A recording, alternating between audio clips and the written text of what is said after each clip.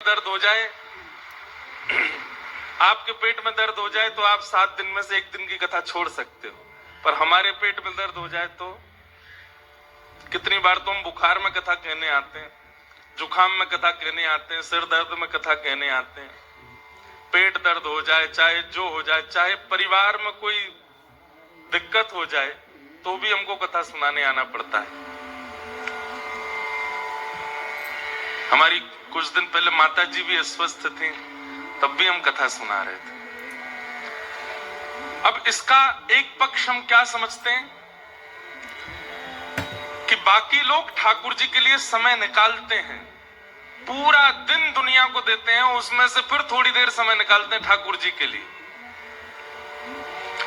हमारे लिए ठाकुर जी ने ऐसी व्यवस्था कर दी है कि हमारी दुनिया का समय है ही नहीं। अब हम 4 घंटे आपको कथा सुनाते हैं, उसके अलावा क्या करते हैं? पूरे दिन भी हमारी ठाकुर जी चलते रहते हैं, चित्त में, मन में, भाव में, स्वभाव में, बुद्धि में कुछ ना कुछ भगवत चर्चा, भगवत भाव बना ही रहे। कितनी बड़ी कृपा है ठाकुर जी की, एक क्षण के लिए भी विषय का चिंतन करने का हमारे पास समय नहीं है। लोग बाग कहते हैं ये चैलेंज अपना लो, 30 दिन के लिए ऐसा ब्रह्मचर्य का पालन करो, सुबह जल्दी ब्रह्म मुहूर्त में उठने लग जाओ, और ये जाओ इधर करो, ऐसा करो, नाम जप करो। कितना प्रयास करना पड़ता है तब जाकर के वो संसार के विषयों से निकल पाते हैं। पर हम पर कितनी बड़ी कृपा है ठाकुर जी की, हमको ज्यादा कुछ व्यवस्था करनी नहीं पड़ती, हमारे सारे नियम अपने आप हो जाते हैं, अपने आप भगवत स्मृति बनी रहती है। हमारा तो मन करता है जैसा जीवन है ना वैसा सबका हो जाए, केवल ठाकुर जी को याद, और कुछ नहीं। दुनिया के लोग विदेश जाते हैं तो विदेश के जैसे बन के आ जाते हैं, हम विदेश जाते हैं तो विदेश वालों को भी वृंदावनी बना के आ जाते हैं। ले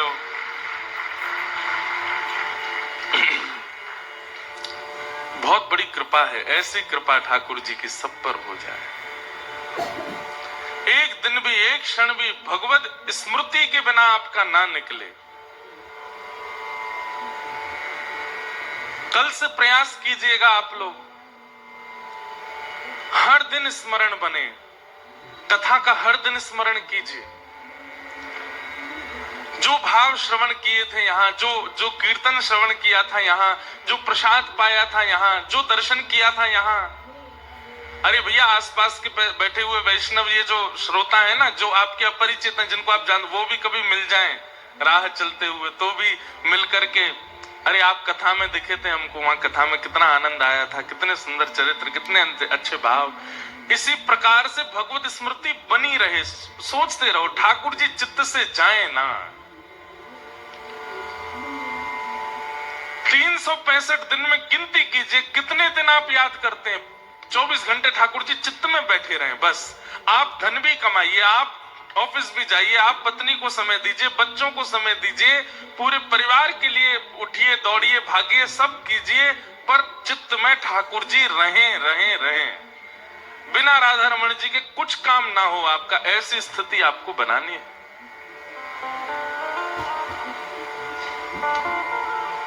महाभारत युद्ध में जब गीता का प्रवचन भगवान कहते हैं, 18 अध्याय पूरे सुनाए, इतने श्लोक अर्जुन को सुना दिए, लेकिन अंतिम बात भगवान क्या कहते हैं?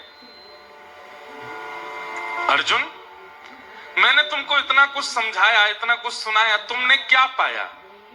तब अर्जुन कहता है, नष्टप मोह स्मृतिर्लब्धा, मेरा मोह नष्ट हो गया, मेरा काम नष्ट हो गया, मेरा जो ईर्ष्या, द्वेष, अभिनिवेश जो भी मेरे अंदर थे सब नष्ट हो गए। मुझे केवल एक वस्तु प्राप्त हुई है, क्या?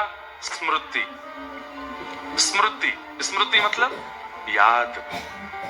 क्या स्मृति? कि आप सामने खड़े थे और मैं आपसे प्रवचन सुन रहा था, आप महाभारत के युद्ध के बीच में खड़े होकर के मुझे प्रवचन कर रहे थे, प्रवचन में क्या कहा ये हो सकता है मैं भूल जाऊं, लेकिन एक स्थिति में मैंने आपसे प्रवचन सुना, ये स्मृति मेरे पास रहेगी।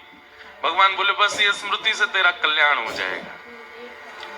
आप भले ही कथाएं भूल जाओ, भले ही आप प्रवचन भूल जाओ, वैसे तो भूलना नहीं चाहिए, लेकिन फिर भी ये स्मृति बनी रही कि हमने वहां सुना था, ऐसा पंडाल था, लाल सफेद का कॉम्बिनेशन था, वहां पीछे राधारमण जी बैठे रहते थे, महाराज जी रोज 3 बजे की बोल के 4 बजे कथा में आते थे। 7 बजे सुबह हमको बुला के खुद 8 बजे आते थे। ये स्मृतियां, हमने ऐसे नृत्य किया, ये स्मृतियां ही बहुत हैं। आप जब जब केवल इतना ही स्मरण कर लोगे ना, ऐसा पंडाल था, ऐसी व्यवस्था थी, ऐसे सब माहौल था, ऐसा वहां पर वातावरण था, इतने सारे श्रोता थे, ऐसे कीर्तन होते थे, आप कथा को याद भी ना करो, प्रवचन में क्या कहा, केवल कथा के माहौल को भी आप नित्य याद करेंगे तो भी श्री कृष्ण आपके चित्त में विराजे रहेंगे, वही पवित्रता का अनुभव होगा। स्मृति बहुत आवश्यक है।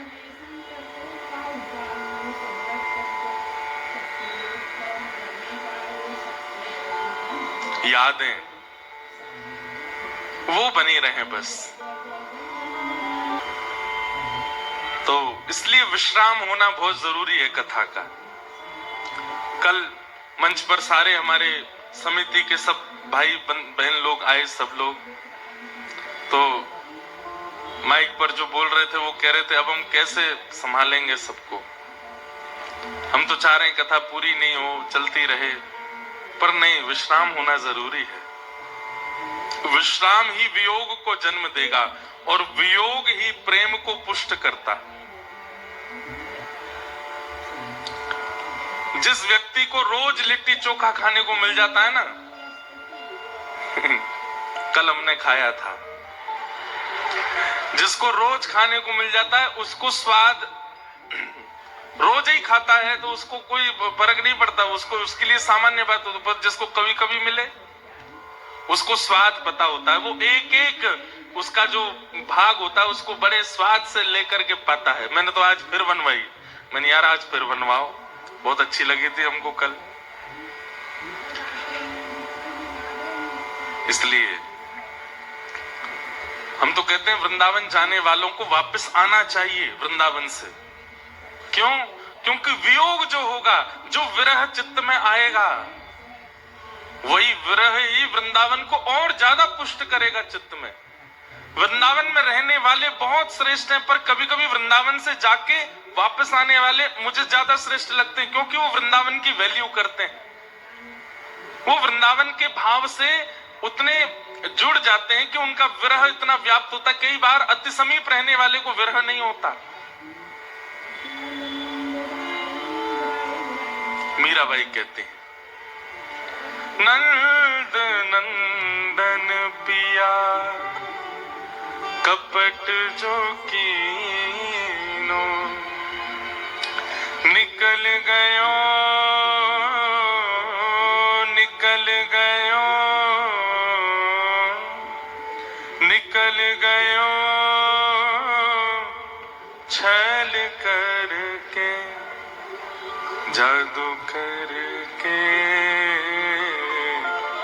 जादू करके जादू करके हो जादू करके हो पिया कित गयो जादू करके जादू करके कित गयो जादू करके। मोर मुकुट पीतांबर सोहे, मोर मुकुट पीतांबर सोहे, मोर मुकुट पीतांबर सोहे, मोर मुकुट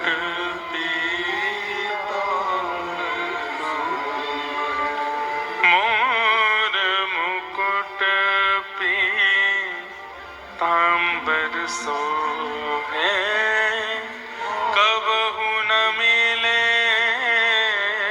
कबहु न मिले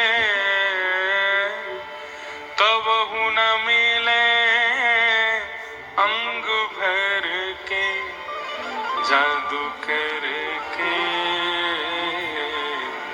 जादू करके, जादू करके हो, जादू करके ओ पिया कित गयो, जादू करके, जादू करके कित गयो, जादू करके। मेरा दासी शरण जो आई, मेरा दासी शरण जो आई, मेरा दासी शरण जो आई, मेरा दासी शरण जो आई, मेरा दासी शरण जो आई, मेरा दासी चरण कमल, चरण कमल, चरण कमल चित धर के, जादू करके, जादू करके कित गयो, जादू करके, जादू करके कित गयो, जादू करके। विरह बहुत आवश्यक है। भक्ति में जिसके प्रेमाश्रु ना प्रकट हुए हों, समझना उसका चित्त अभी शुद्ध नहीं हुआ है। कभी लीला सुन करके, कोई भाव सुन करके, कथा सुन करके, या किसी वैष्णव को देख करके वृंदावन से वापस लौटते समय यदि नेत्र सजल ना हो रहे हों, तो अभी आप प्रेम लक्षणा भक्ति में प्रवेश नहीं कर पाए हैं। हम एक बात कह दें तो कोई अतिशयोक्ति नहीं, प्रेम लक्षणा भक्ति में ठाकुर जी भी आपसे प्रेम करने लगे हैं। ठाकुर जी आपको उपहार दे रहे हैं, स्वीकार कर रहे हैं। इसका प्रतिफल मिलेगा कि आपके नेत्र सजल ही रहेंगे। कोई तनिक सी चर्चा कर दे, उस चर्चा को सुनते ही आपका रोम रोम पुलकित होने लगेगा। ये इस बात का प्रमाण है कि ठाकुर जी आपको स्वीकार कर चुके हैं। नहीं तो भाव आना, नेत्र सजल होना, विरह होना, ये सबको नहीं होता, ये सबको नहीं देते ठाकुर जी। इसलिए कथा का विश्राम आवश्यक है। हजारों लोग कथा सुनते हैं पर सबको विरह नहीं होगा। विरह होना बहुत कम लोगों को ही होगा। अच्छा, उद्देश्य भी एक विशेष बात है कि आपको कथा के विश्रांति में विरह किस लिए हो रहा है। कई लोगों को विरह कथा के विश्राम का नहीं होता। उनको यह विरह होता है कि इतना अच्छा उत्सव जैसा चल रहा था, सब मिल रहे थे, जुल रहे थे, अब कोई नहीं मिलेगा, कल से काम पे जाना पड़ेगा, इसलिए विरह हो रहा है। विरह कथा का हो, लीला का हो, कृष्ण का हो, वैष्णवों का हो, भक्तों का हो। जाते जाते इस पंडाल से जब निकले तो यहाँ की थोड़ी सी रज ले जाइएगा, क्योंकि इतने सारे भक्तों ने आकर के यहाँ पर कथा श्रवण की है। निश्चित ही यहाँ की रज ब्रज रज के समान ही हो चुकी है, वो मस्तक से लगाने योग्य हो चुकी है। इसलिए आप सब लोग खूब ध्यान रखिएगा अपना, खूब भाव से कथाएं सुनते रहिएगा। और संभवतः बहुत जल्दी हम आएंगे रांची, आप सबके मध्य में फिर कथा सुनाएंगे। अभी 2027 तक तो कोई गुंजाइश नहीं है, लेकिन उस बीच में भगवान करे कोई इधर उधर कोई अगर संभवता बनी तो जरूर रांची आएंगे और फिर से कथा का क्रम होगा आप सबके मध्य में। आइए अब कथा को विश्राम की ओर ले चलें। जो बचे हुए प्रसंग हैं उनको केवल प्रणाम मात्र करके फिर होली उत्सव करके हम प्रस्थान करेंगे। कल हमने रास पंच अध्याय सुना और तत्पश्चात भगवान ने रास को विश्राम किया। विश्रांति के बाद फिर भागवत में युगल गीत आता है, जहां भगवान के सुंदर रूप गुण का चिंतन सब गोपांगनाएं करते हैं युगल श्लोकों के द्वारा। बाम बाहु कृत बाम कपोलो वल्कित भूरधरार्पित वेणु कोमलांगुलिभिराश्रित मार्गम गोप्य ईरयति यत्र मुकुंद। बाम बाहु, अब देखो ये इस छवि का दर्शन कीजिएगा। बाम बाहु कृत बाम कपोलो, अपने बाम हस्त को ठाकुर जी ने अपने अपने कपोल के पास में ले जा करके और अधर पर वेणु को धारण करके दोनों हस्त कमल से उंगली को दबा रहे। अब यहाँ पर एक चीज कही है, बाम कपोलो, मतलब ठाकुर जी ने अधर पर वेणु धारण करी है, पर वेणु धारण करके ठाकुर जी झुक कहाँ रहे? बोले बाम की ओर। मतलब अधिकतर हमको ठाकुर जी ऐसे ही दिखते हैं, पर आज ठाकुर जी कैसे वंशी बजा रहे हैं? आज ऐसे बजा रहे हैं।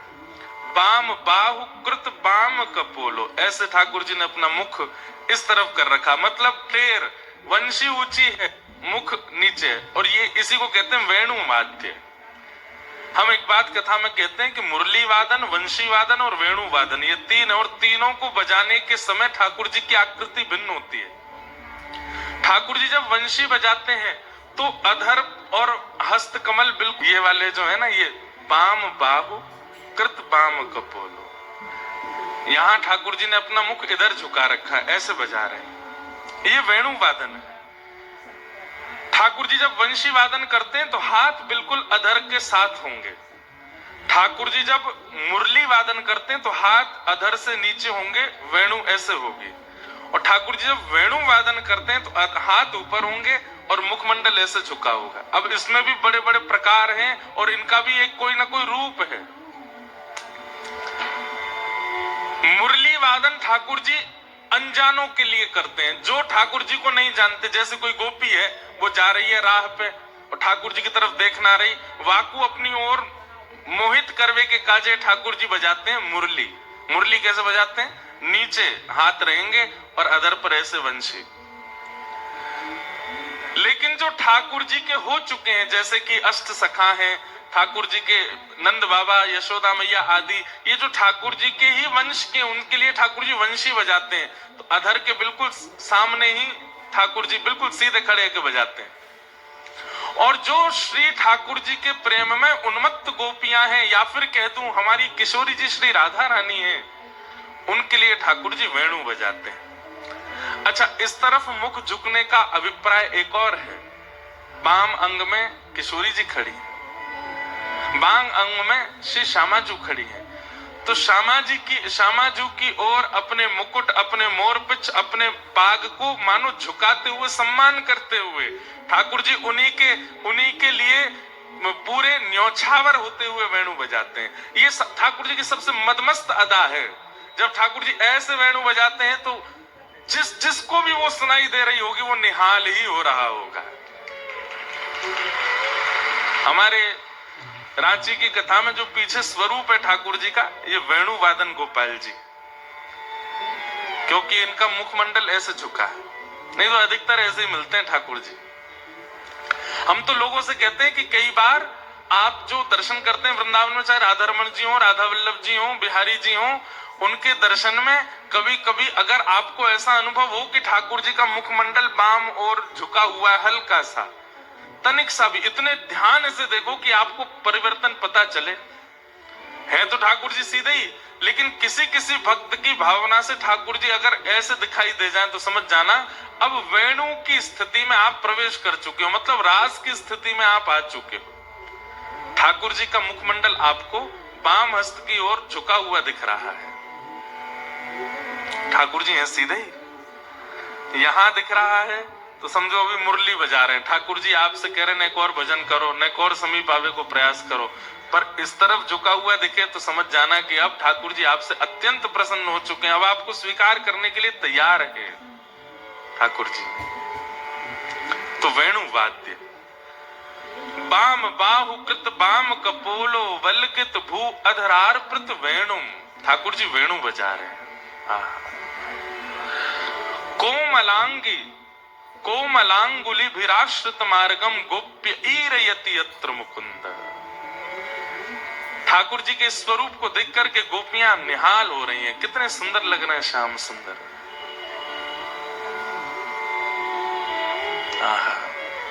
वेणु वादन कर रहे हैं। अब ये है तो बहुत सुंदर पूरा युगल गीत।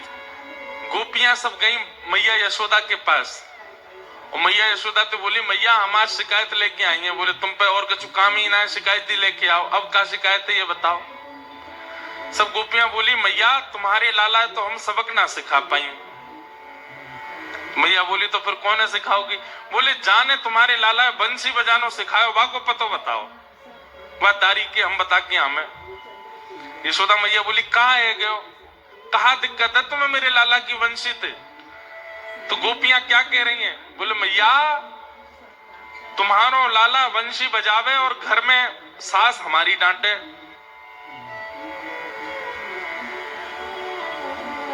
मुरहर रंधन समय मां कुरु मुरली रवम।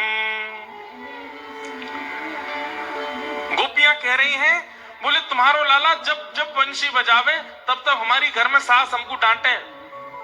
यशोदा मैया बोली लाला मुरली बजावे तुम्हारी सास का डांटे। बोले क्योंकि फिर हम बेसुध रह जाएं, वाकी वंशी की धुन सुन करके हम पे कोई काम नहीं बन पावे। अगर हम चौका लगा रही होंगी तो वहीं रुक जाएंगी, भोजन बना रही होंगी तो रोटी जर जाएगी, वहीं रुक जाएंगी। एक गोपी बोली मेरे संग तो विचित्र ही होवे। बोले कहा मैं तो स्तब्ध हूं भी, लेकिन मैं रोटी बना रही हूं वास्तव में मेरी लकड़ी भी स्तब्ध रह जाए, वो जलनो बंद रह जाए, उनमें से भी रस प्रवाह प्रारंभ हो जाए तुम्हारे लाला की वंशी सुन के।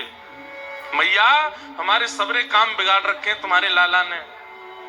कोई गोपी कह रही बोले मैं तो सब्जी बनाऊं वहां में राम रस नमक डालने की जैसे ही प्रयास करूं वही समय वंशी कानन में आने लगे तो मन करे अरे या साग को खट्टो नहीं बनाऊं, ऐसी मीठी मुरली बजरी या तो मीठो बनाऊं, वहां में गुड़ डाल दूं, पूरा साग बिगड़ जाए मेरो मैया। तुम्हारे यहाँ लाला की वंशी की वजह से हमारे घर बिगड़ रहे हैं, उजड़ रहे हैं। तुम्हारे लाला थे तो हम कुछ कहना पाई। या के गुरु है बताओ कौन ने सिखाई है बंसी बजानो, वाह हम देखेंगे।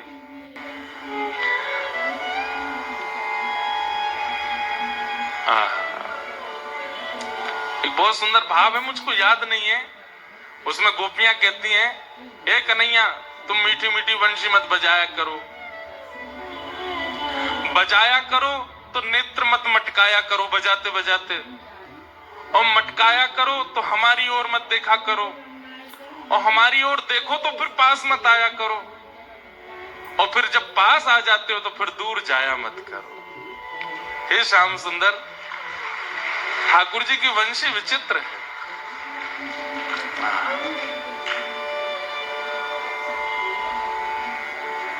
कारो कन्हैया कारी कमरिया, कारो कन्हैया कारी कमरिया, कारो है यमुना को नीर,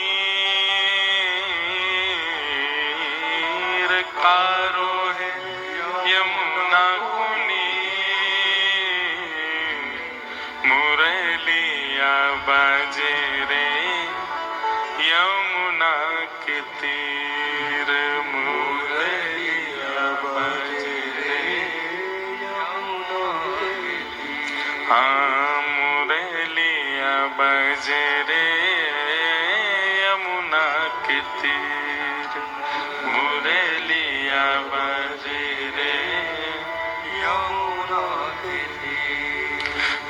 गोप चरणेषु विदग्धो वेणुवाद्य ऊर्धा जिज शिक्षा तब सुतः सती यदादर बिंबे दत्त वेणु रनयत स्वर जाति। गोपियां सब यशोदा मैया से जाके पूछने लगी, कौन ने सिखाई तुम्हारे लाला बंसी? बा को पतो बताओ मैं। यशोदा मैया हंस के बोली, अरे गोपियों, मेरे लाला ने कोई तो बंसी नहीं सीखी, उर्धा निज शिक्षा, खुद सीख गयो लाला बजानो। वंशी के प्रणेता कौन है? वंशी का निर्माण किसने किया? श्री कृष्ण ने ही वंशी को बनाया है और उन्होंने ही इसका स्वर जातियों का निर्माण किया है। अब दुनिया के लोग चाहे किसी को भी आविष्कारकारी बता में, पर वंशी का आविष्कार हमारे लाल जी ने ही किया है। हमारे ब्रज में कथा के कि एक बार गैया दौड़ी दौड़ी लाला के पास गई। ठाकुर जी ने इशारे में पूछी, अरे गैया तू बड़ी घबराई सी लग रही, काहे को? गैया बोली, पूरे ब्रजमंडल में मुझ कोई तो भय ना लगे सिवाय या बांस के। जे बांस मुझ बहुत भयभीत करे, कोई खेत में चली जाऊं, खेत वाले बांस दिखा दें तो मुझे भागना पड़े। कोई मार्ग पे जाऊं, वह मार्ग पे कोई बांस लेके खड़ा हो तो मैं वह मार्ग पे जा ना पाऊं, मुझे इतना भय लगे। या बांस से ही मुझे भय लगे और कोई तो मुझे भय ना लगे। ठाकुर जी बोले, जा बांस ते तो भय लगे वही ते तो प्रेम करवाऊं, चल। और ठाकुर जी ने जाके जैसे ही बांस पकड़ो तो एक हाथ का स्पर्श करते 3 उंगलियों के स्पर्श होते 3 छिद्र प्रकट हुए। दूसरे हाथ का स्पर्श करके 3 उंगलियों के स्पर्श से 3 छिद्र और प्रकट हुए। और उसी को उठा करके जैसे ही ठाकुर जी ने अधर पर रखा, एक छिद्र और प्रकट हुआ। और जैसे ही ठाकुर जी ने अपने भाव पिरोए, उसी के स्वर को सुन करके गैया के नेत्र सजल हो गए। थनों से अविरल दूध धार बहने लगी।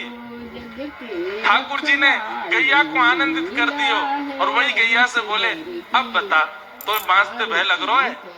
तब गैया बोली, ना अब मुझे भय ना लग रहा, अब मुझे तो याद प्रेम है गयो। ठाकुर जी बोले, ब्रज की कोई भी वस्तु से तू भयभीत मत हुए। वंशी का निर्माण ही श्री कृष्ण ने किया है। उज निज शिक्षा, किसी गुरु से नहीं सीखने गए ठाकुर जी, अपने आप बजाने सीखी वंशी।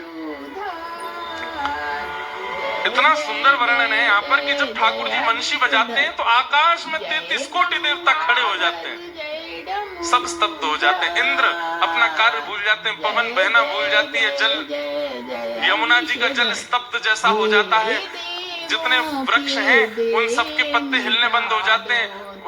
सब पशु पक्षियों की चहकाहट, सब कान खड़े करके केवल ठाकुर जी के भाव सुनते हैं। भागवत जी में एक वेणु गीत है, वो और ज्यादा सुंदर है।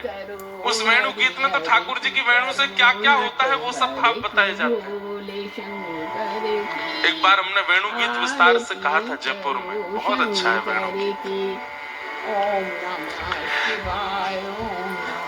ठाकुर जी के वेणु के सुंदर भाव बताए गए। आगे भगवान ने अनेक लीलाएं की। एक दिन मधुमंगल बोलो ठाकुर जी थे। ठाकुर जी बोले, कहा बात है रे मधुमंगल, तू बड़ो उदास डोल लो।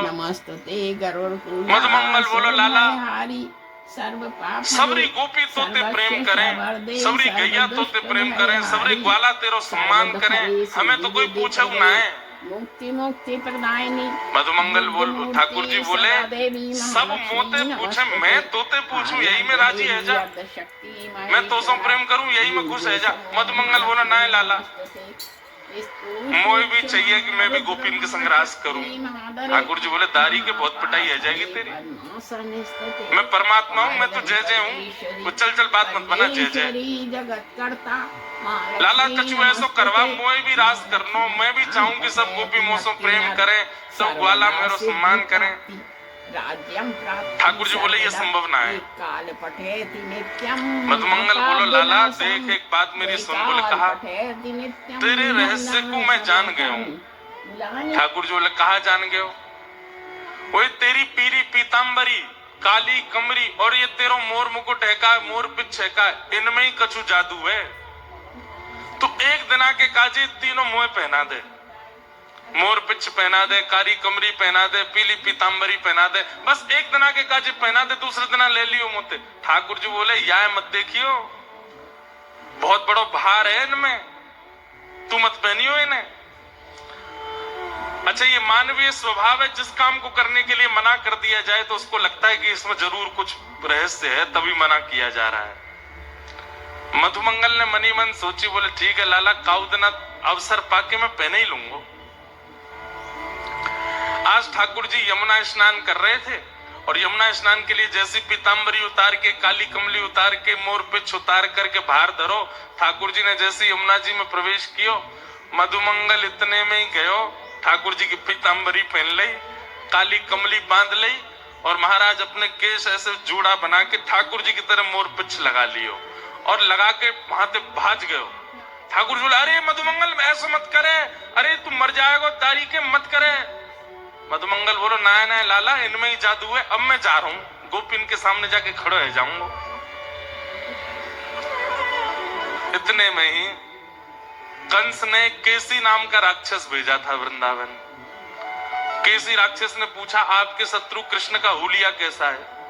तो कंस ने बताई, पीली पीताम्बरी पहनता है वो, काली कमली बांधता है कमर पर, सिर पर मोर पिछ लगाए घूमता है।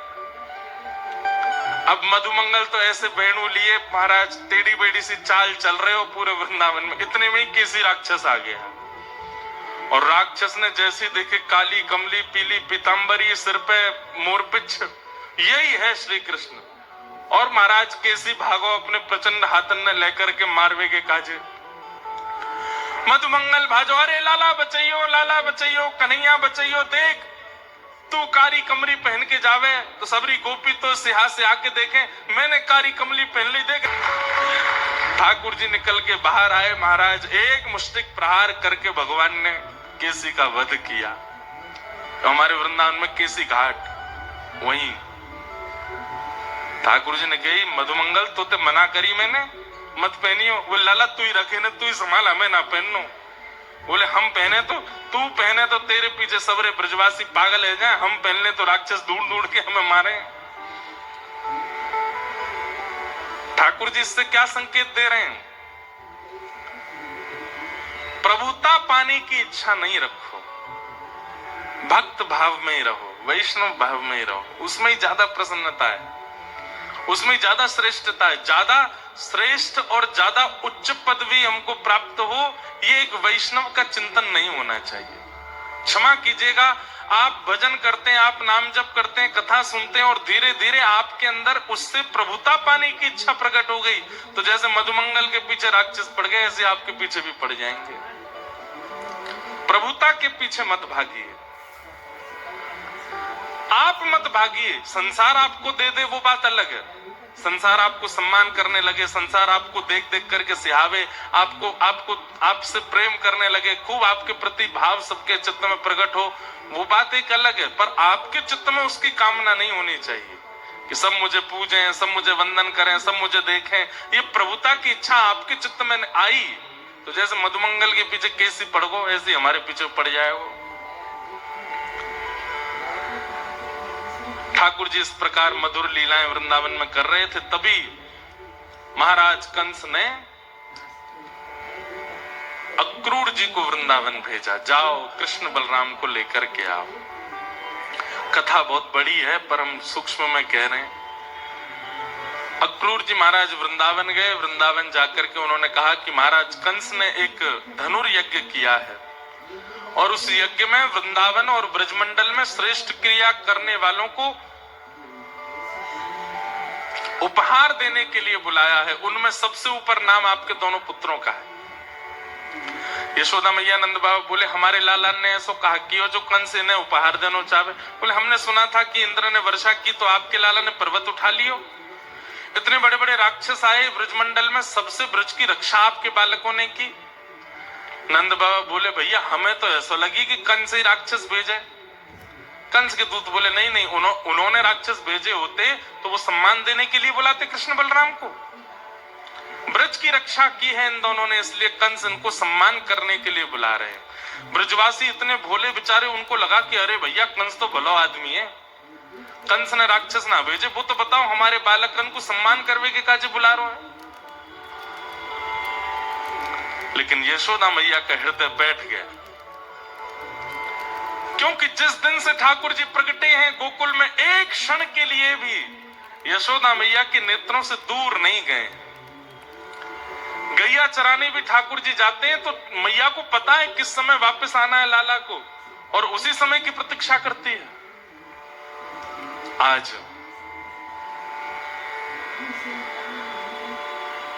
यशोदा मैया का हृदय बहुत भारी हो गया, लेकिन ठाकुर जी बोले मैया तू ऐसी काई को रह रही है, दुनिया के बालक घूमबे जामे, तेरे बालक ना जा सके घूमबे, अब तू चल उदास मत हो, हमें जान दे, और मैं परसों आ जाऊंगा ना, 2 दिन की तो बात है। यशोदा मैया सब गोपियां कह रही हैं, बोले लाला तू हमारे सामने होवे, वास में अगर हमारी पलक झपक जाए तो हमें 3 युग के समान विरह हेनो लग जाए, तू 2 दिन के काजे चलो जाएगा, कहीं हमारे प्राण चले गए तो। सोचो ब्रजवासी कितना प्रेम करते हैं ठाकुर जी से, कि 2 दिन के लिए भी उनको अपने नेत्रों से दूर नहीं कर पा रहे। ऐसी प्रीति नाम के प्रति, कथा के प्रति, लीला के प्रति होनी चाहिए। ब्रजवासियों को भी विरह ठाकुर जी इसीलिए दे रहे हैं ताकि पूरे विश्व में प्रेम की जब चर्चा हो तो ब्रजवासियों का नाम आवे, और वो विरह देकर के ही संभव हो पाएगा। हमारे ब्रजवासी तो ये कथा सुनते ही नहीं है, ठाकुर जी के ब्रज से मथुरा गमन की लीला।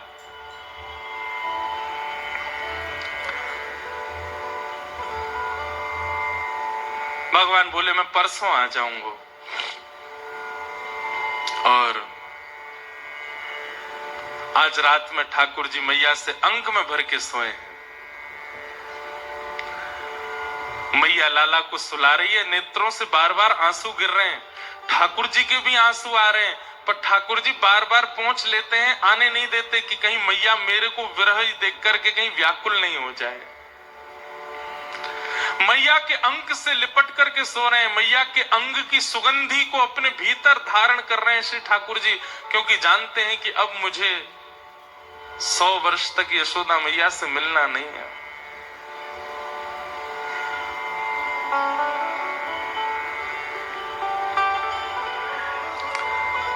बार बार ठाकुर जी करवट ले रहे, मैया कह रही लाला तू सो काई को ना रो, का भयो? ठाकुर जी बोले कछु ना मैया, सब ठीक है।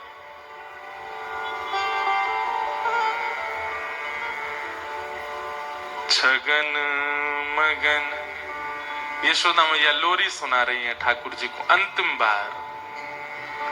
मेरे लाल को आजान दिया, चंचल मोहन श्याम के नैनन बीच समा, आजारी निदिया लाल को, आजारी निदिया लाल को, मैया रहे तो कुशला, छगन मगन मेरे लाल को आजान दिया। ठाकुर जी सोए नहीं पर सोने का नाटक करने लगे। यशोदा मैया पूरी रात सूर्य नारायण से प्रार्थना कर रही है कि हे सूर्य नारायण, मैंने रोज प्रार्थना करी कि आप प्रकट है जाओ, ताकि दिन रहते ही मैं लाला को नयो नयो श्रृंगार करूं, नयो नयो रूप देखूं, फिर से अपने लाला के संग नई नई लीला करूं। पर आज मैं आपसे प्रार्थना करना चाह रही हूं कि आप अब उदित मत हुई हो, क्योंकि अगर आप उदित है गए तो मेरो लाला मथुरा चलो जाएगो। मैया जानती है कि लाला परसों आ जाएगा, लेकिन फिर भी चित्त से 2 दिन का भी विरह सहन नहीं कर पा रही है। प्रातः काल का समय हुआ, ज्यादा विस्तार मुझे करना नहीं इस भाव का, नहीं तो बहुत ठाकुर जी का मथुरा गमन, बहुत विरह का भाव, और उसके बाद फिर उद्धव जी का आना, गोपियों के साथ संवाद। ठाकुर जी सुबह उठते स्नान ध्यान करके सब ब्रजवासियों से मिलकर के रथ में बैठे और मथुरा को प्रस्थान कर गए। मथुरा जाकर के भगवान ने कुबलिया पीड़ हाथी का उद्धार किया, माली का उद्धार किया, कुब्जा का उद्धार किया। धनुष भंजन करके भगवान ने रणभूमि में प्रवेश करके बड़े बड़े मल्लों को मार दिया। 50 सिद्धि ऊपर बैठे हुए महाराज कंस मल्लानाम मश निर्णिनाम स्मर, मल्लानाम मश निर्णिनाम नरवर स्त्रीणाम स्मरो मूर्तिमान, गोपानाम स्वजनो सताम चितभुजाम शास्त्रा सुपित्रो शिशु, मृत्युर्भोजपतिर्विराट विदुषाम तत्त्वं परम योगिनाम, वृष्णीनाम परदेवतेत विदितो रंगम गतः साग्रज। सबको ठाकुर जी अलग अलग दिखाई दे रहे थे। महाराज कंस को मृत्यु के रूप में दिखाई दे रहे। अभी ठाकुर जी की आयु कितनी है? 11 वर्ष 56 दिन। 11 वर्ष 56 दिन के ठाकुर जी ने छलांग मार के 50 सिद्धि ऊपर पहुंच गए और महाराज कंस के सिर से मुकुट दूर फेंक करके उनके केश पकड़ लिए। केश पकड़ के अपनी दोनों भुजाओं में प्रचंड कंस के विग्रह को उठा लिया और उठा करके 50 सिद्धि ऊपर से नीचे पटक दिया। नीचे गिरते ही कंस के प्राण निकल गए। छलांग मार करके ठाकुर जी ने उसकी छाती पर पादप प्रहार किया और पूरे मथुरा को दिखा दिया कंस का वध। सब ब्रजवासी आनंदित हो गए, शोर मचाने लगे, जय जयकार करने लगे, बोले नंद के लाला की।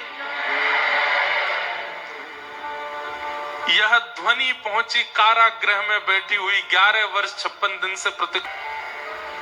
एक मां को विरह देकर के आए हैं, दूसरी मां को संयोग देने के लिए, और एक मां को विरह देकर के गए थे, एक मां को संयोग देने के लिए। जन्म कहां लिया? देवकी के पास। और जन्म लेते ही कहां चले गए? बंधुओं, माताएं यहां ज्यादा बैठी हैं। बालक का जन्म होने के बाद उस मां को कुछ नहीं चाहिए, केवल उसका बालक हृदय में दे दीजिए, उसके बालक को हृदय से लगा दीजिए। ये कोई मां ही समझ सकती है इस भाव को। लेकिन उस स्थिति में, जिस स्थिति में बालक हृदय पर लग जाए तो मां के सारे रोग दूर हो जाते हैं, सारी चिंता। उस स्थिति में श्री ठाकुर जी वृंदावन चले गए। देव की मैया तब से ही अपनी छाती पर हाथ रख के बैठी है और 11 वर्ष 56 दिन तक विरह सहा ठाकुर जी का। देख भी नहीं पाई कि कैसा स्वरूप है। और आज जब 11 वर्ष 56 दिन बाद ठाकुर जी लौट करके आए, देव की मैया ने जैसे ही लाला को देखा, देखते ही मूर्छित हो गई यशोदा मैया। इतने सुंदर, श्याम सुंदर।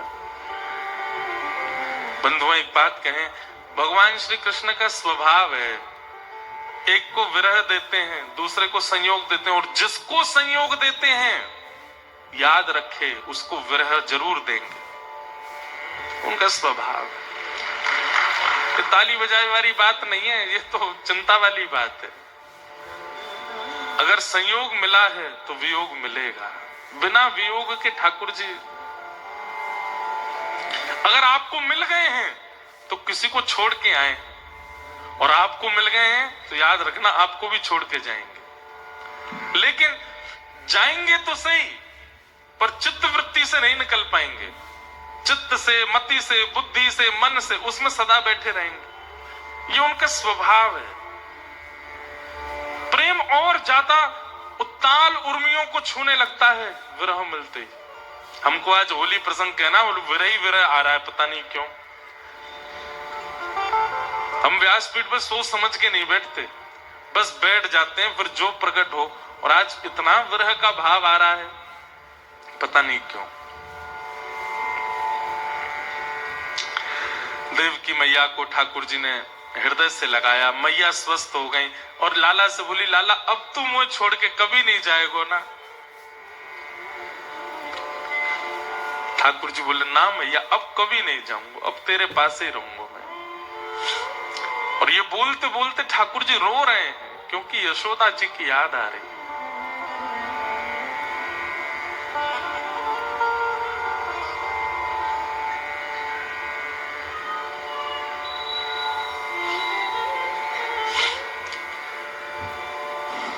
उग्रसेन को ठाकुर जी ने मथुरा का राजा बनाया और स्वयं भगवान तुरंत निकल गए गुरुकुल पढ़ने के लिए अवंतिका, उज्जैन। वहां ठाकुर जी सांदीपनी उपाध्याय से शिक्षा ग्रहण करते हैं। वहीं ठाकुर जी को एक मित्र मिलता है जिसका नाम है सुदामा। ठाकुर जी उसके साथ बहुत प्रसन्न रहते हैं क्योंकि वो ब्रज की बातें बताता है। भगवान ने अपना मुंडन करवाया, चोटी रखवाई चौड़ी, गौ खुर के समान चोटी ठाकुर जी ने धारण की और शिक्षा ग्रहण की। सांदीपनी गुरुकुल में भगवान ने विधिवत शिक्षा ग्रहण करने के बाद फिर वापस मथुरा आए। दिव्य भव्य स्वागत हुआ मथुरा में ठाकुर जी का। युवराज हैं ठाकुर जी। घोषणा होने लगी, राजाधिराज वसुदेव नंदन देवकी नंदन ब्रज उर चंदन ब्रह्म गौ ब्राह्मण संत प्रतिपालक श्री कृष्ण चंद्र भगवान पधार रहे हैं। और ठाकुर जी को यह सुनने में बिल्कुल अच्छा नहीं लग रहा है। ठाकुर जी कहते हैं इतना बड़ा नाम हो गया मेरा, वृंदावन में मेरे छोटे छोटे नाम है, कनुआ, गोविंद, गोपाल, कृष्ण, कन्हैया।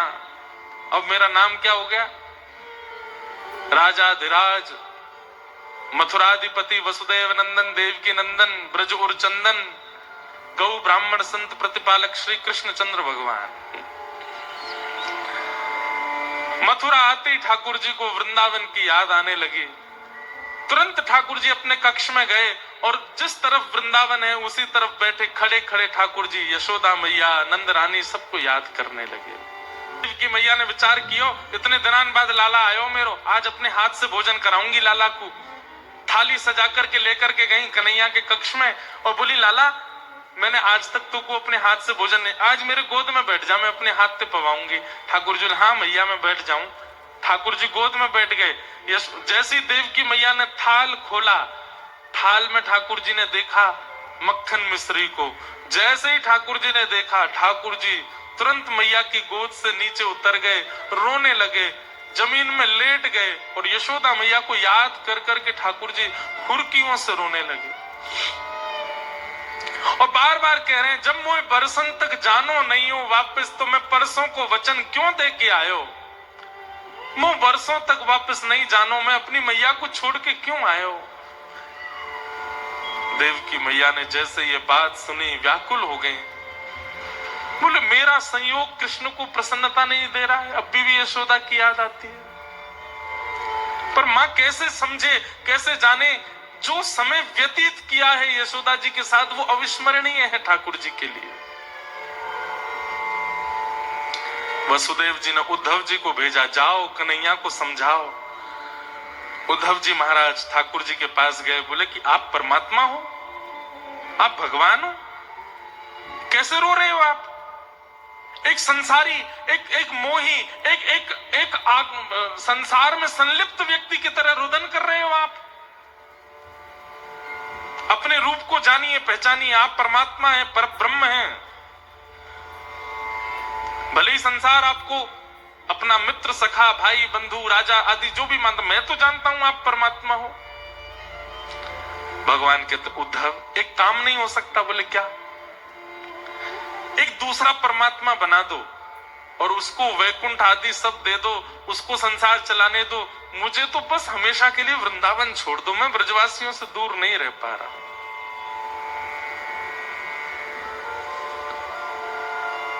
उद्धव मेरी मैया से जा कहियो, उद्धव तुम वृंदावन चले जाओ, क्योंकि अगर मैं चला गया तो वापस नहीं आ पाऊंगा, इसलिए तुम मेरे तरफ से चले जाओ वृंदावन। और मेरी मैया से जाके कहना, वो सोच रही होंगी कि मैं राजा बन गया हूं, मैं बहुत प्रसन्न हूं, पर मेरी मैया को जाके बता दो, उद्धव मेरी मैया से जा कहियो, तेरो लाला दुख पावे, मेरी मैया से जा कहियो, मेरी मैया को सुनैयो। उद्धव बता दे मैया को, मैं बहुत दुखी हूं, बहुत याद करता हूं मां को। मथुरा में सब सुख है, लेकिन वो सुख नहीं जो वृंदावन में है। कैसा सुख? तो पता उद्धव, सुबह उठते ही मैया मुंह को नवावे ना है। वृंदावन में मैया मुंह को नवावे ना, वाकू यूं लगे जाड़ो पड़ रहा है, ठंड पड़ रही है, लाला बीमार है जाएगो। तो क्या करती है? रोज मैया गरम गरम जल से अपनो अचला भिगोई के मेरो मुंह पहुंच दे, मेरी आंखन ने पहुंच दे, मेरो हाथ पहुंच दे, और तुरंत तिलक लगा करके इत्र लगा के मुंह तैयार कर दे। नंद बाबू पूछे लाला बड़ी जल्दी नहा लियो? यशोदा मैया बोली हम बे, मेरो लाला तो ऐसे ही नहा ले जल्दी। सबन से छुपा दे मैया, मुंह नवावे ना है। लेकिन यहां वो सुख नहीं। कोई न मुख धोवे ताते जल, अचला पहुंच सवारे, माखन रोटी नाम न जाने, और कनुआ कहे मोए कोई न बुलावे, मेरी मैया से जा कहियो, हो मेरी मैया को सुनाइयो। उद्धव तुम जाओ वृंदावन। उद्धव जी महाराज वृंदावन गए। अद्भुत है उद्धव गोपी संवाद। उद्धव जी ठाकुर जी से कह के गए थे मैं शाम तक लौट के आ जाऊंगा, और लौट के कब आए? 6 महीने बाद आए। ब्रजवासियों की स्थिति देख करके, गोपियों की स्थिति देख करके, श्री किशोरी जी की, और 6 महीने पहले उद्धव ज्ञानी गया था, और 6 महीने बाद रोता बिलखता तड़पता हुआ, केश कहीं है, वस्त्र की स्थिति कुछ और है। रथ पर गए थे, पैदल दौड़ करके आए वृंदावन से, पैरों में कांटे लगे हैं, छाले पड़ गए हैं, मुख तेजहीन हो चुका है, केवल आंसू बह रहे हैं। ऐसी स्थिति में उद्धव लौट करके आया वृंदावन से, और ठाकुर जी का हाथ पकड़ करके बोला अभी इसी वक्त चलिए यहां से, आप केवल वृंदावन में रहेंगे और कहीं नहीं जाएंगे। मैं देख लूंगा आगे की लीला कैसे होगी, मैं कोई और परमात्मा का निर्माण करवा दूंगा, ब्रह्मा आदि पूरे सृष्टि का रचना कर देंगे, सब संभाल लेंगे। आप तो सदा वृंदावन में रहो, वृंदावन छोड़ के कहीं मत जाओ नाथ। मैं बृहस्पति का शिष्य हूं, मैं जान चुका हूं कि आपके योग्य केवल वृंदावन है और कुछ नहीं। ये द्वारिका लीला, ये महाभारत का युद्ध, ये सब होता रहेगा, आप तो वृंदावन जाओ। भगवान ने उद्धव को हृदय से लगाया। उद्धव मेरे 2 स्वरूप हैं, एक मेरा ईश्वरत्व है, ब्रह्मत्व है, एक मेरा प्रभाव है, और दूसरा मेरा स्वभाव है। स्वभाव जो है ना मेरा, वो स्वरूप तो वृंदावन में ही रहेगा, वो यहां से कभी नहीं जाएगा। पर जो मेरा प्रभाव है, जो मेरा ईश्वरत्व है, उसको आगे जाना पड़ेगा।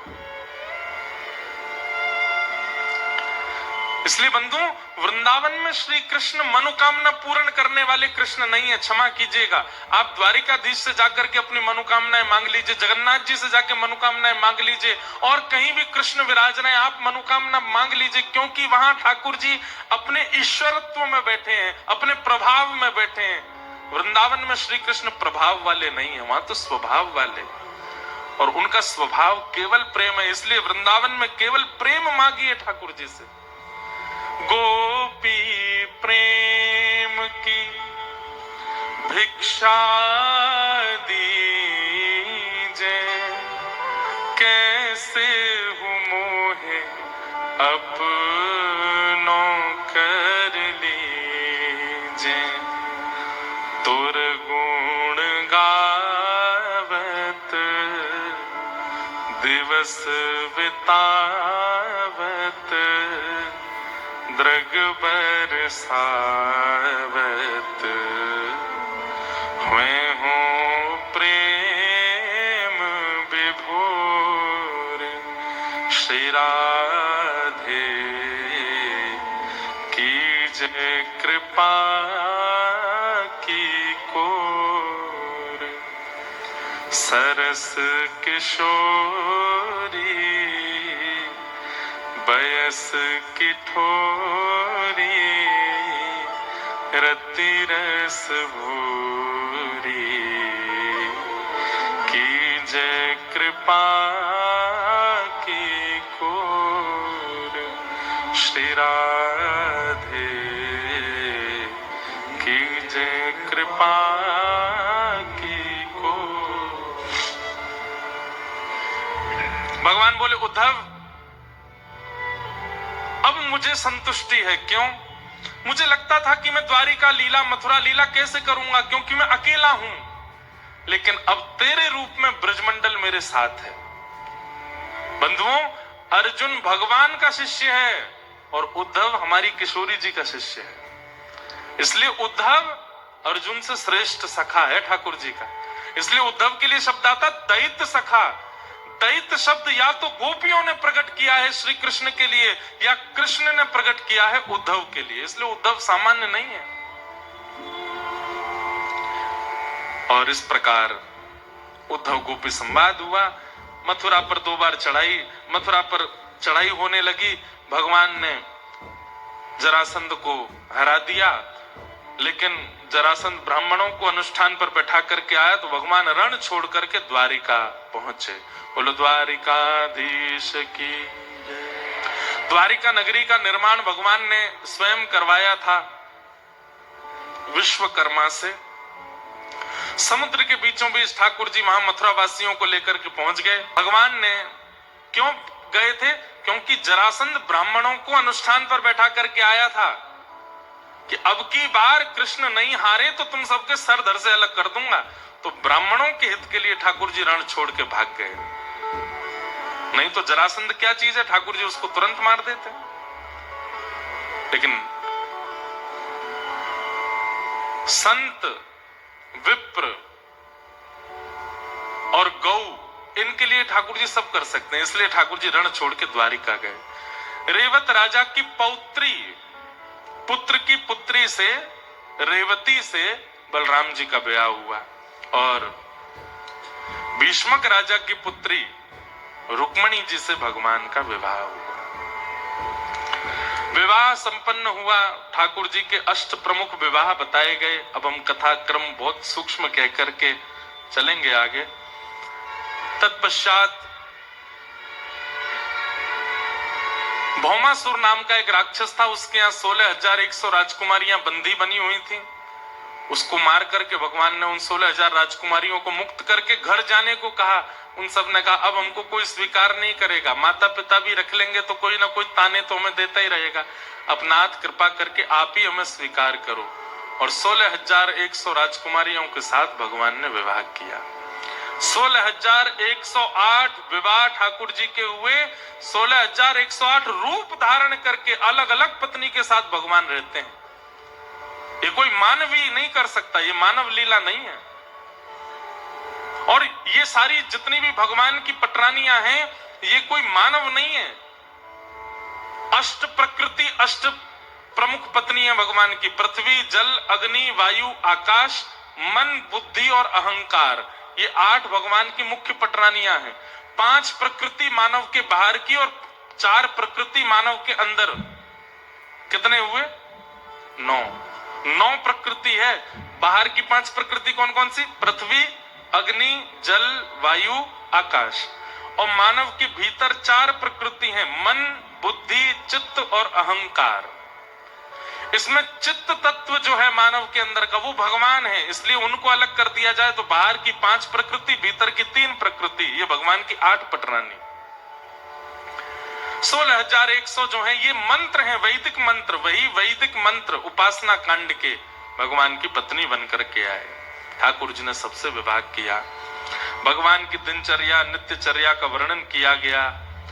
राजसूय यज्ञ में भगवान 20,000 राजकुमारों को लेकर के गए, पांडवों का यज्ञ पूर्ण कराया, शिशुपाल का वध किया।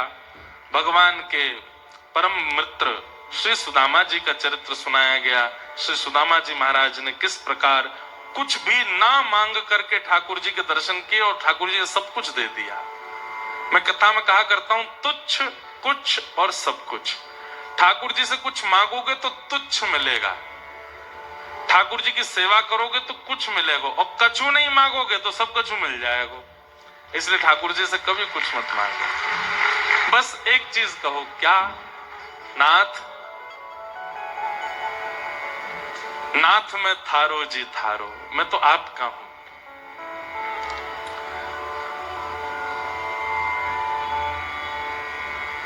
नाथ मैं थारो जी थारो,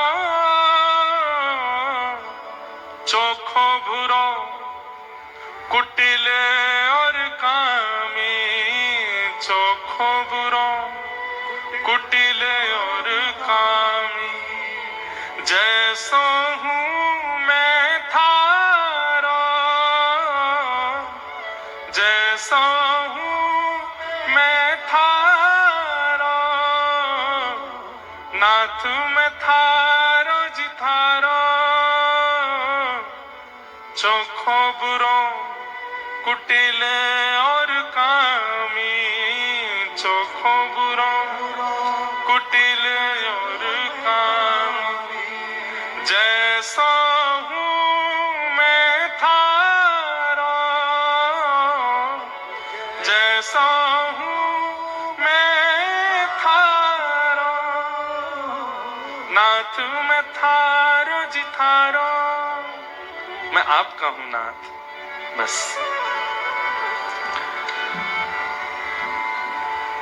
सुदामा चरित्र के बाद भगवान के यदुवंश को श्राप लगा।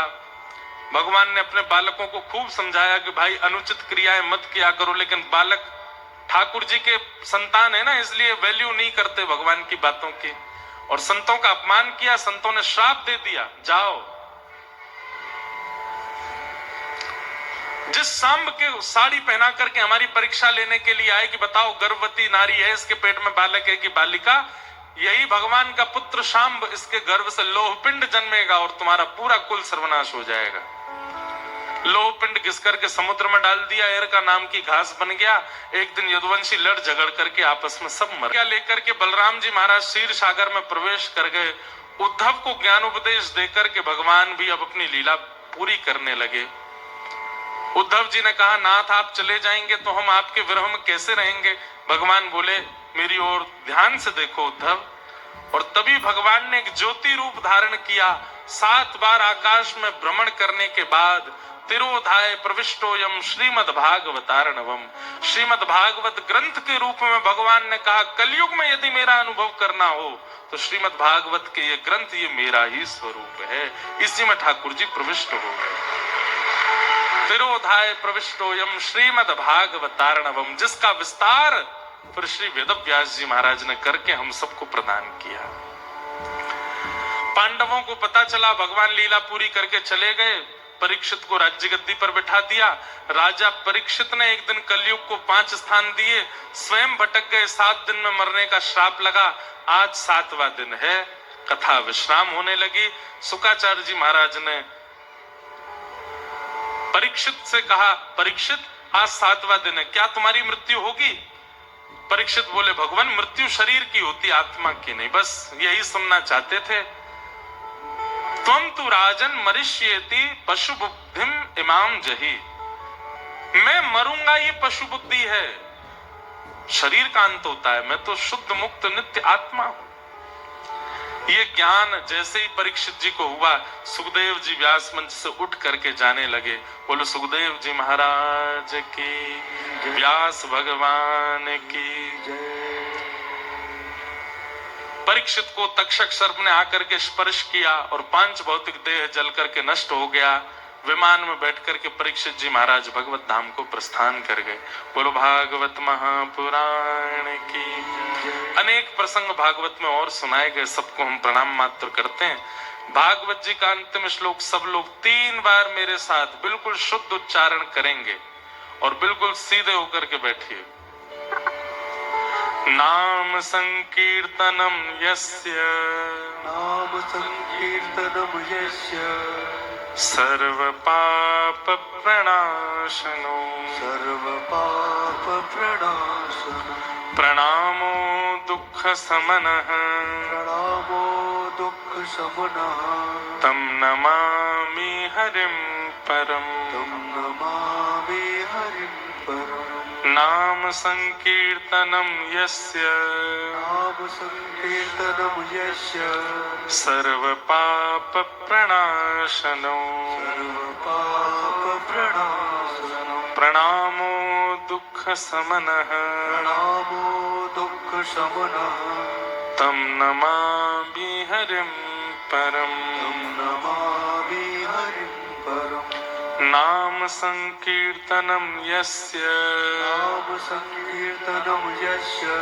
सर्व पाप प्रणाशनो सर्व पाप प्रणाशनो प्रणामो दुःख समनः प्रणामो दुःख शमनः तं नमामि हरिं परम् नमामि हरिं परम् तं नमामि हरिं परम् तं नमामि हरिं परम् तं नमामि हरिं परम् तं नमामि हरिं परम् बोलो वृंदावन बिहारी लाल की श्री राधा रमण लाल की श्री राधा वल्लभ लाल की 84 कोस ब्रजमंडल धाम की श्री गोवर्धन नाथ की श्याम सुंदर श्री यमुने महारानी की रज रानी की ब्रज रानी की रस रानी की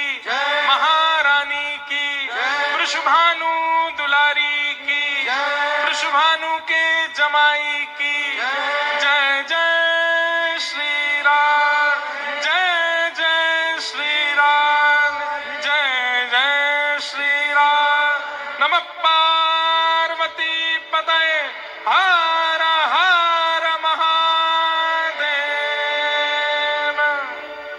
पूछरी के लौटा की हुप हुप प्यारे बलहोरी के रसिया की भैया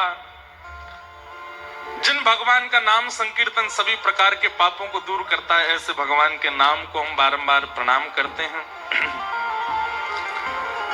हमारे ब्रज में कोई कहवे 40 दिन की होली, पर कहीं कहीं ऐसा भी है 70 दिन की होली होती है हमारे ब्रज में। पर वास्तव में ये होली हैवे को मतलब कहा है। देखिए एक बात सुनिएगा, महीने की अंतिम पूर्णिमा होती है ये साल की अंतिम पूर्णिमा। हमारे हिंदू कैलेंडर के हिसाब से होली के बाद चैत्र प्रारंभ हो जाता है, तो ये अंतिम पूर्णिमा होती है, मतलब साल का विश्राम। तो सीधी बात यही है कि भैया हमने साल भर में जो कछु भी कियो सब होली है गयो है चुको।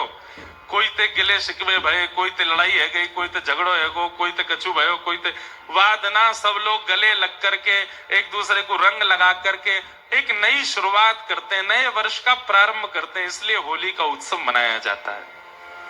और हमारे ब्रज में निकुंज के भाव से 40 दिन की होली होती है। वसंत पंचमी से प्रारंभ हो जाती है। नित्य ठाकुर जी को गुलाल लगाया जाता है। नित्य ठाकुर जी अपने सब सखी सखान के साथ में नित्य होली करें, ऐसे हमारे ब्रज की होली है। और दुनिया में तो होरी होवे, ब्रज में तो होरा कहा होवे। कैसो ये देश निगोरा, जगत होरी ब्रज होरा। ब्रज में होला होवे, ऐसे ब्रज में होरा होवे। ठाकुर जी सब सखान के संग तैयार रह गए, फेंटा लगा करके, सिर पर पाग बांध करके, कानन में कुंडल लगा करके। हमारे ब्रज की परंपरा से काफी राग गाया जाता है ठाकुर जी की होरी में। तो एक पद काफी में गा देते हैं, उसके बाद धुआंधार, फिर बीच में लगी है रैंप, आएंगे हम सबके संग धुआं करेंगे, आनंद करेंगे। कथा विश्राम हो गई, अब हम उतर सकते हैं मंच से। नहीं तो नियम होता है उतरना नहीं चाहिए, लेकिन अब कथा विश्राम है। अब होली उत्सव में आप सब लोग भैया अपने चश्मा संभाल लियो, अपने फोन संभाल लियो, एक दूसरे पे गिरियो मत, उछलियो मत, प्रेम से आनंद करेंगे सब लोग। ब्रज में मचाई, हमें ऐसी होरी सुहाई। बैठ जाओ सब लोग, अभी रसिया जब गाएंगे तब खड़े होना, अभी बैठ जाओ।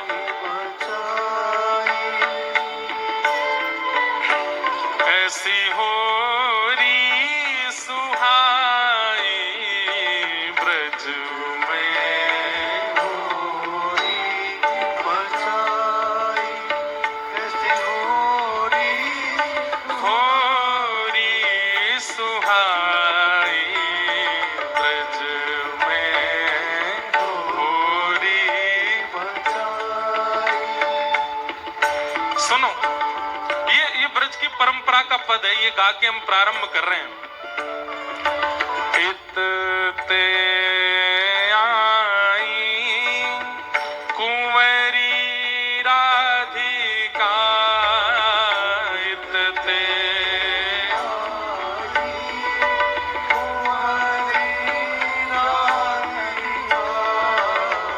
उत ते कुंवर कन्हाई,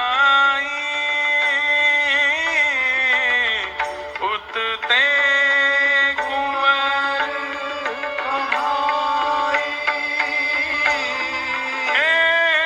खेलत फाग परस्पर हिल मिल,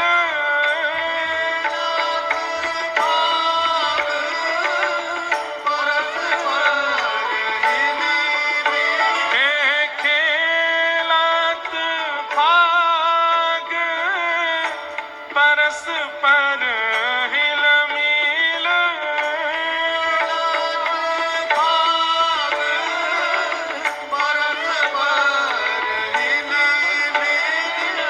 शोभा बरनी न जाई,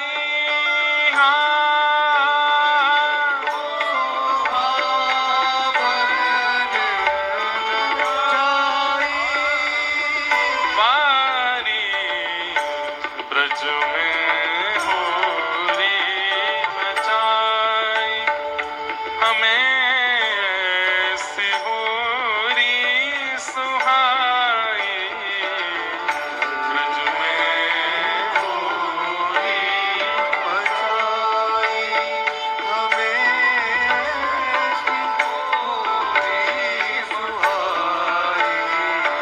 ब्रज में होरी मचाई, हमें ऐसी होरी सुहाई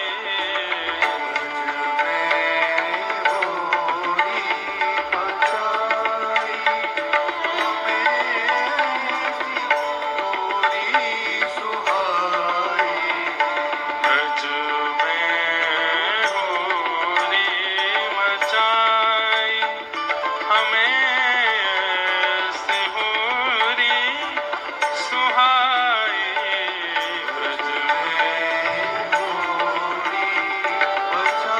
ब्रज में होरी मचाई, में होरी मचाई। हमारे ब्रज में नियम है कि जब होली प्रारंभ होती है तो ढप बजाते हैं वहां पर। और महाराज जब सब ब्रजवासी कहा गा रहे हैं, अब देखो ये ब्रज की रसिया है, रसिया जैसे ब्रज में गवता वैसे ही गाना है। हम एक बार थोड़ा ट्रेलर बताएंगे, उसके बाद आप लोग गाना भाव से। हाँ, हो ढप बाजे कुंवर किशोरी के, ढप बाजे, ढप बाजे कुंवर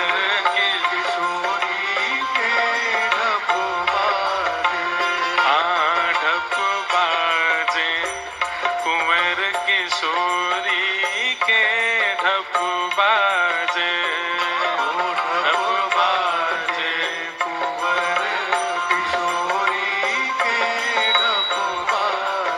अरे हारे ढप बाजे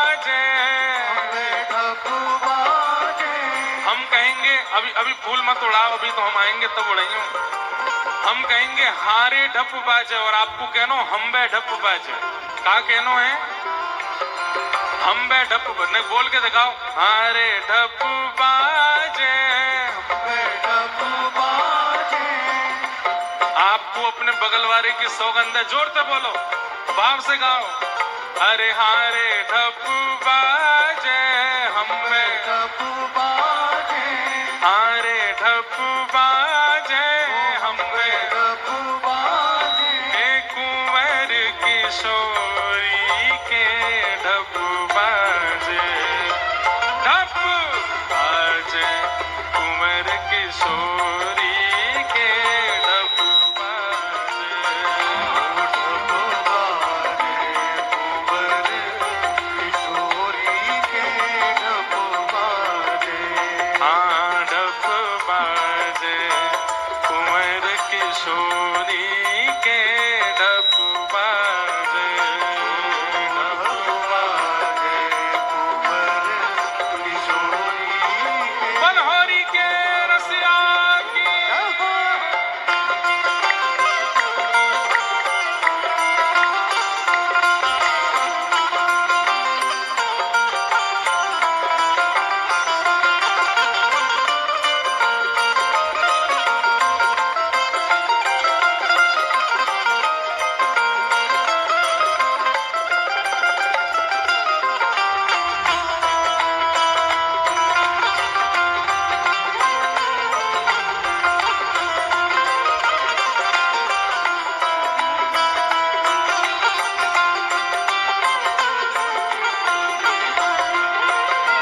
हे वृंदावन हित रूप स्वामिनी, वृंदावन हित रूप स्वामिनी। अरे हाँ हाँ वारे रसिया, ओ वारे रसिया, अरे हाँ प्यारे रसिया, ओ प्यारे रसिया, वृंदावन हित रूप स्वामिनी।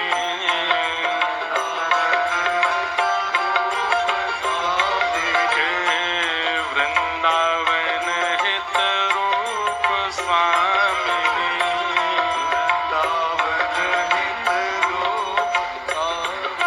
हे कर ढप बजावत होरी के, कर ढप बजावत होरी के, कर ढप बजावत होरी के, कर ढप बजावत होरी के, हे ढप बाजे, ढप बाजे, कुंवर किशोरी के ढप बाजे, ढप बाजे, किशोरी के ढप बाजे, हाँ ढप बाजे, कुंवर किशोरी के ढप बाजे, ढप बाजे, कुंवर किशोरी के ढप बाजे, हे हारे ढप बाजे, हमें ढप बाजे, हारे ढप बाजे, ढप बाजे, हे हारे ढप बाजे, हारे ढप बाजे, ढप बाजे, हे हारे ढप बाजे, ढप बाजे, हे हारे ढप बाजे, ढप बाजे, हे कुंवर किशोरी के ढप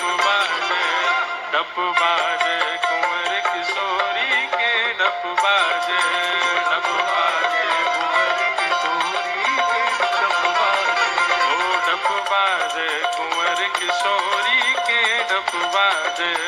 ढप बाजे, कुंवर किशोरी के ढप बाजे। अब जैसे ही बरसाने में ढप बजन लगे महाराज, सोई नंदगाम में बैठे ठाकुर जी आनंदित है गए।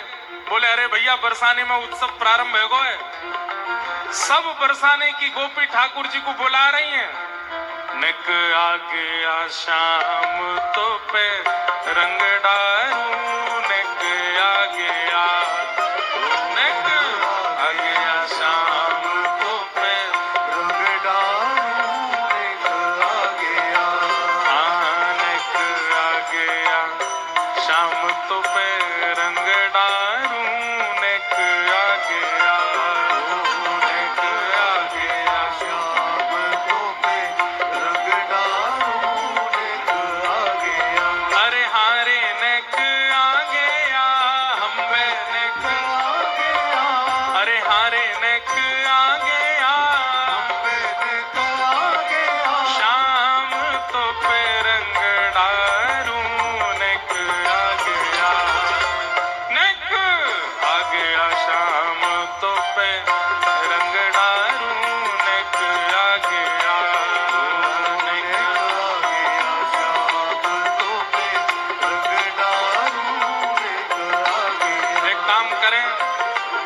आप सब लोग बढ़िया होली खेल ही रहे हो, आपस में ही खेल लो, हम यहीं से सुना दें सारे पद।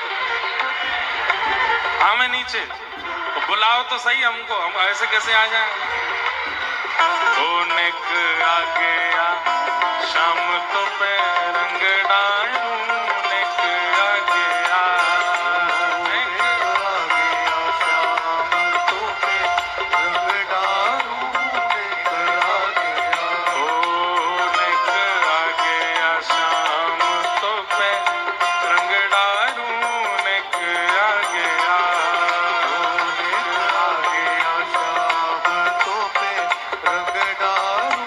अच्छा एक काम करें, एक कंपटीशन करें, अगर आप लोग जीत गए तो हम नीचे आ जाएंगे। हाँ,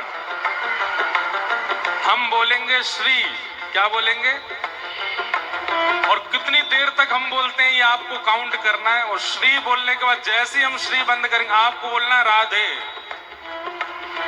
मेरा या आप में से जिसका लंबा समय ज्यादा होगा वो जीतेगा। हाँ, तो पहले हम बोल रहे हैं, उसके बाद आप बोलो राधे। श्री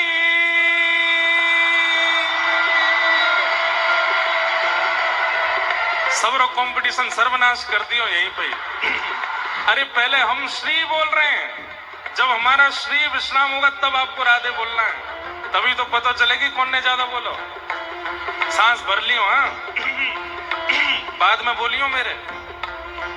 कहाँ बैठे हो हैं भागवत जी बांध करके सब रहे हैं, तुम लोग भी बोलो संग में, तुम भी बोलियो रे श्री बोलियो हैं। हमारी परिकर वृंदावन वाले श्री बोलेंगे, रांची वाले राधे बोलेंगे। और समय कौन गिनेगो,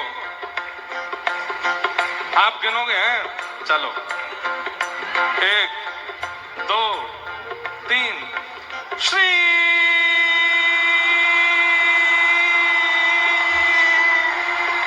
आप लोग तो लायक ही नहीं हो, बताओ ये क्या कर रहे हो। अरे भैया हमारे बाद बोलना है आपको राधे, पहले हमारो श्री पूरो तो हिंदू। अंतिम बार आ ही नहीं रहे, नीचे आना कैंसिल। राधे हमारे बाद बोलना, जब हम श्री बोल के विश्राम हो जाए तब बोलियो भैया, बड़े भोले लोग हो। श्री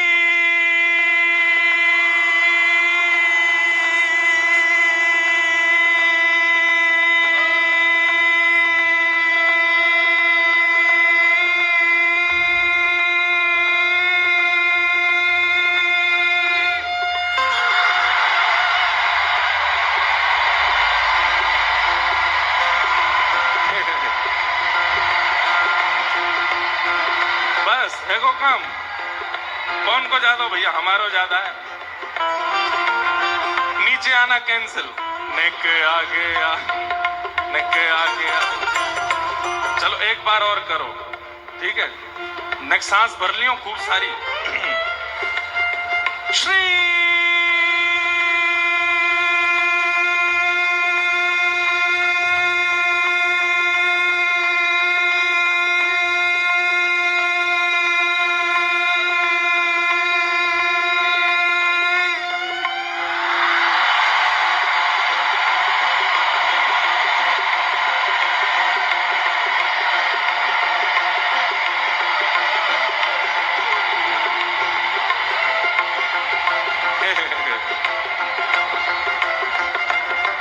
अब देखो, वैसे तो आप लोग हार गए हो, लेकिन हम आ ही जाते हैं।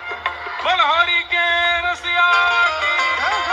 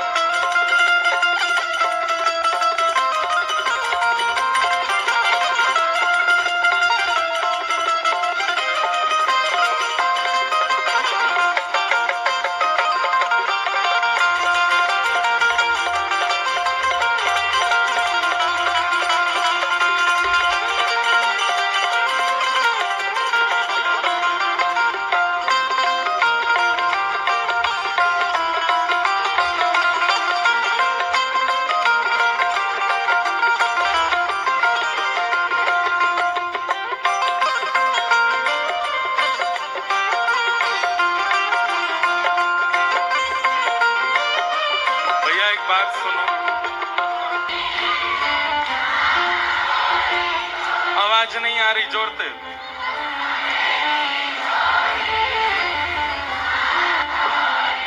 ओ, बरसाने की छोरे राधा गोरी गोरी, बरसाने की छोरी राधा गोरी गोरी। ओ सब सखियन में श्यामा जू प्यारी, सब सखियन में श्यामा जू प्यारी। हाँ सब सखियन में श्यामा जू प्यारी, सब सखियन में श्यामा जू प्यारी। सब सखियन में राधा जू प्यारी, सब सखियन में राधा जू प्यारी। सब सखियन में राधा जू प्यारी। सब सखियन में राधा जू प्यारी। मोहन के मन को लुभाए गई रे, मोहन के मन को लुभाए, आए गई रे। हाँ मोहन के मन को लुभाए गई रे, मोहन के मन को लुभाए गई रे। कौन? बरसाने की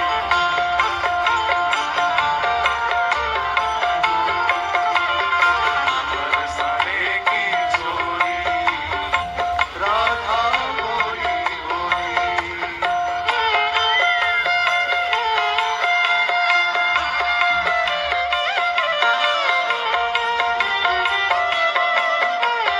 देखो ऐसा लग रहा है कि गोद में दोनों प्रिया प्रियतम गोद में बैठ गए हो। बनौरी के रसिया की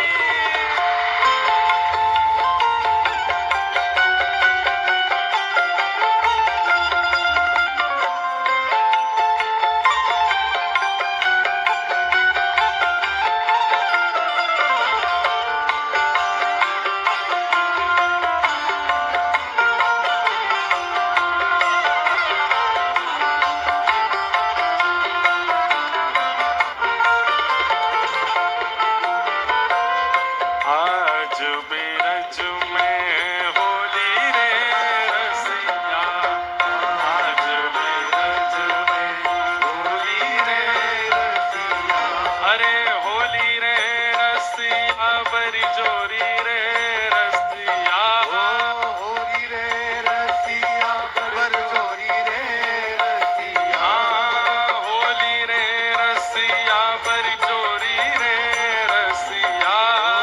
होरी रे रसिया बर जोरी रे। आज बिरज में होली रे रसिया, आज बिरज में होली रे रसिया। आज बिरज में होली रे रसिया। आज बिरज में होली रे रसिया। हो होली है, हरि है। नंदगाम के कुंवर कन्हैया बरसाने की छोरी है। कन्हैया बरसाने की छोरी है। हो हरी है। हरि है। हरी है।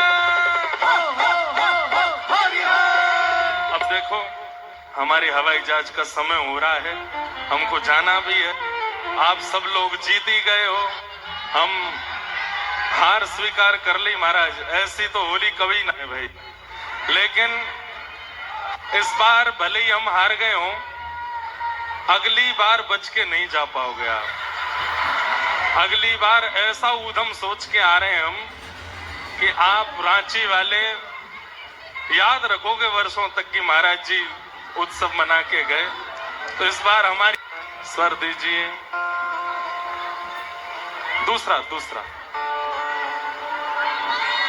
श्यामा हृदय कमल सो प्रगट्यो, श्यामा हृदय कमल सो प्रगट्यो। हे श्यामा हृदय कमल सो प्रगट्यो, श्यामा हृदय कमल सो प्रगट्यो। और श्याम हृदय को भार वृंदावन प्यारो वृंदावन, वृंदावन प्यारो वृंदावन। हे श्री वृंदावन मेरो वृंदावन।